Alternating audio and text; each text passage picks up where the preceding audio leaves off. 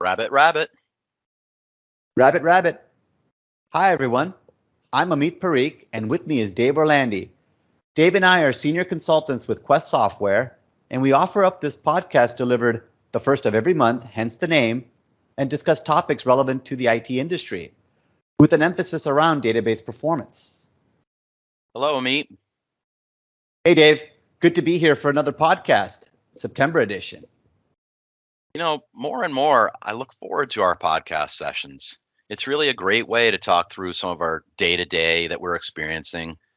And I think our listeners can benefit by hearing our take, our angle on popular topics in the space of database monitoring. So, this time of year, I think you'd agree that we're finding ourselves speaking with IT administrators and DBAs and the like who share that they're exiting from what is normally a quieter summertime and now starting to focus on budgeted projects as we head toward the end of the year. Considerations are being made around how to effectively spend those budgets, which typically includes performance monitoring investments. I think sometimes we third-party vendors assume that companies' monitoring strategy considerations will ultimately evolve into a competitive situation, Quest versus the other vendors. But that may not be their single consideration. Some also consider build versus buy. What a surprise. That's exactly what we will be discussing here today.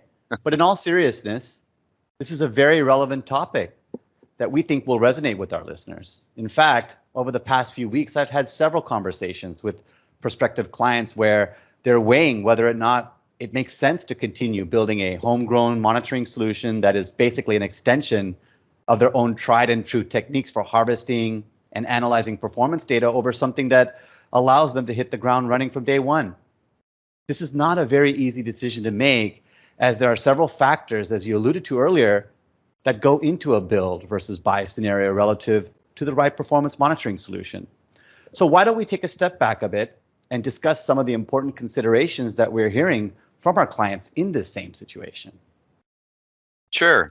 So if we look at build versus buy as a framework, one could make the case that it could be distilled into three pretty distinct parts: the scope, the cost, and the time. Absolutely. Regarding the scope, is this something that is unique to your business or commonplace within your industry?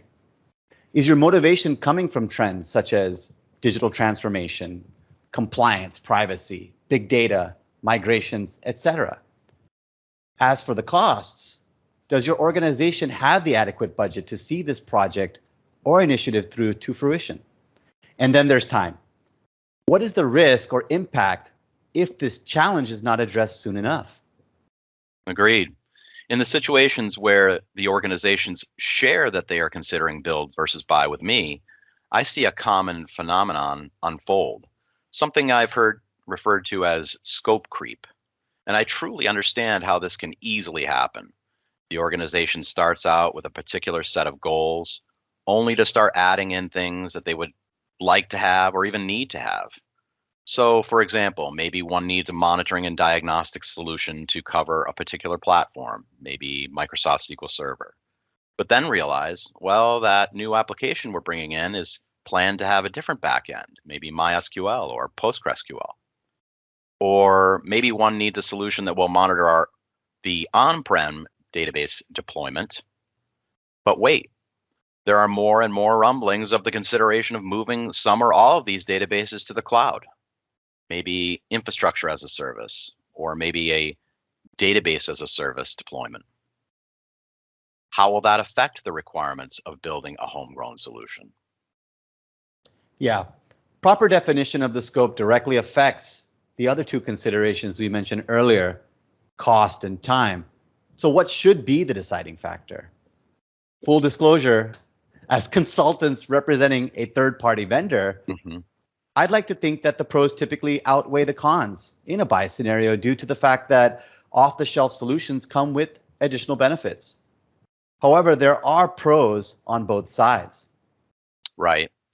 I can see at first pass why the build option would seem attractive. It really provides that sense of ownership, right? Cost can be controlled a bit more easily, If a particular aspect of the build is cost or time prohibitive, you can simply choose to omit it. Conversely, if and as budget and or time permits, you can incrementally add capabilities. Not unlike third-party vendors come out with new versions, but this would be on your own timeline. For example, you may have an increasing need to integrate with other software solutions in your environment. It's that ability to craft a solution to address the most business critical availability and performance use cases. You can plan and budget that build out. The intimate understanding of the solution would be there too. Theoretically, ramping up your colleagues about the homegrown solution's inner workings and capabilities may prove a little easier. Great points describing the pros of building, Dave. On the other hand, there are also some pros of buying, which make it compelling, such as vendor-provided support, resources, documentation, and access to the user community. Furthermore, the upfront costs are likely to be lower and easier to quantify. Simply put, you will know the level of investment ahead of time. Over the years, we have participated in so many of these conversations that I actually decided to write a blog on it, aptly named Monitoring Strategy Considerations. If you access this podcast via the blog format, we include a section called Into the Rabbit Hole that lists some related reference material, including that blog. My thought was that it's a way to help widen one's considerations in a less invasive way. So I encourage you to have a look at that as well. Yes, your blog is an excellent read and serves as a checklist of sorts for the important considerations around a performance monitoring strategy.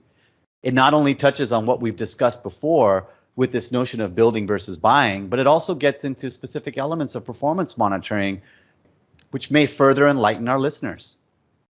A couple of items that jumped out at me were the sections on architectural options, real-time versus continuous monitoring, and data sharing capabilities.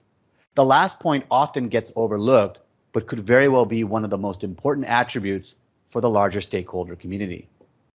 As we've discussed earlier in previous podcasts, data is like oil, and it needs to be refined to glean its true value.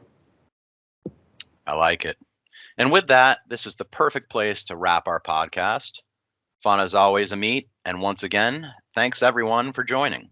And please don't forget to like and subscribe to the Rabbit Rabbit podcast series.